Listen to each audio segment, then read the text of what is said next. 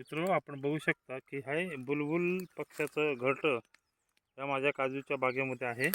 आणि हे घरटं असल्यामुळे ही एवढी जागा साफसफाई न करता तशीच ठेवून बाकीची घेतले म्हणजे झूम झालं तो या केलं. मित्र हो, आपण बघू शकता की बुलबुल पक्ष्याचं घरटं असल्यामुळे आणि त्याच्यात अंड असल्यामुळे इथली साफसफाई आजूबाजूची न करता बाजूची साफसफाई बागेतील करण्याचा मी प्रयत्न करणार आहे.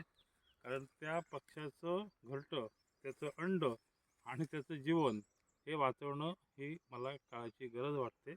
आणि खरोखरच यश घाडियाने हे माझ्या लक्षात आणून दिलं की इथे साफसफाई करत असताना हे घरटं आमच्या निदर्शनात आलेलं आहे. धन्यवाद.